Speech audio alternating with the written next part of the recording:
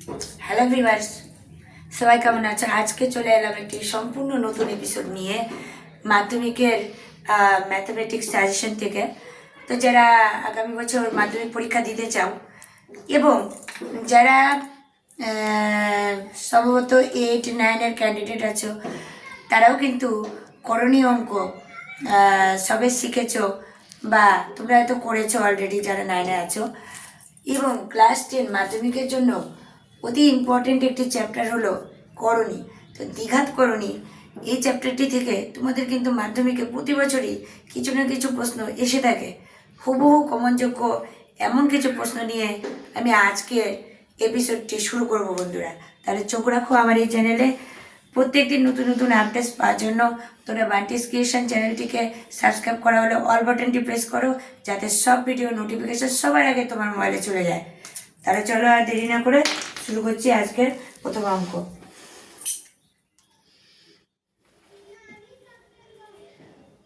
Two plus √3। সবাই অঙ্কগুলো দেখো, শেখো এবং নোট করো খাতাতে। অনেকে এমনও আছো যে হয়তো টাকা পয়সার অভাবে তোমরা কোচিং নিতে পারছো না, কিন্তু ইউটিউব দেখেও তোমাদের অনেক কিছু শেখা হচ্ছে।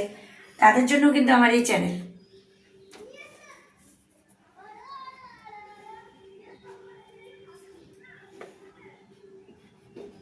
5 - 4√3। এটা একটু জুম করে দেখালে ভালো হয় অঙ্কটা।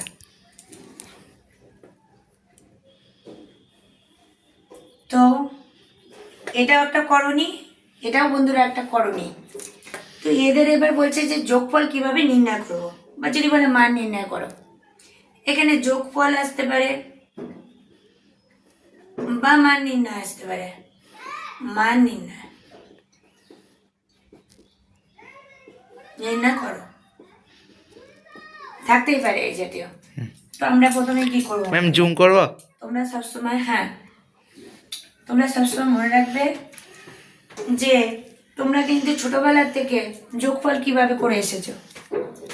যদি আমরা এখানে একটি সংখ্যা বাছাই করি, মনে করো 11 যোগ 12, তাহলে আমরা এইভাবেই যোগফলটা করেছি। 2 এর একে 3, 1 এর একে 2 মানে 23। এটা অতি সহজেই তোমরা যোগফলটা পেয়ে যাচ্ছ। একই প্রসেস অনুসারে বন্ধুরা সহজ পদ্ধতিতে দেখে নাও এই যোগফলটা কিভাবে হবে। তো প্রথমত বন্ধুরা তোমরা এটা ব্র্যাকেট করেও করতে পারো। যেমন আমি যদি এটা ব্র্যাকেটে নিয়ে নিই, 2 + √3, এর সাথে আমি যোগ করব যেহেতু, তাহলে আমি যোগ লিখলাম।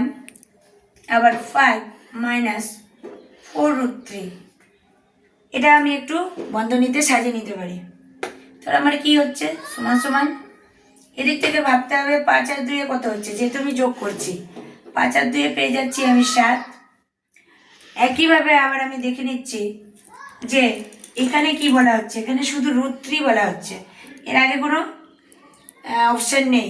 তার মানে এখানে আমি ধরে নিতে পারি মনে মনে, স্টপ করলি পুরোপুরি। হ্যাঁ, আবার এটাতে দেখা যাচ্ছে, এই বন্ধনীতে দেখা যাচ্ছে 5 - √3 আগে 4 আছে, মানে 4√3। তাহলে এটা যদি 1√3 হয়, এটা 4√3।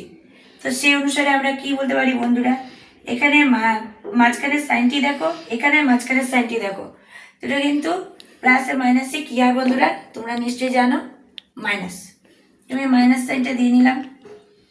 এবার দেখা যাচ্ছে যে মাইনাস করতে হলে আমাকে কি করতে হবে, যেহেতু আমি বন্ধুরা এখানে 1 ধরেছিলাম, তাই জন্য কিন্তু 4 থেকে আমাকে 1 বাদ দিতে হবে।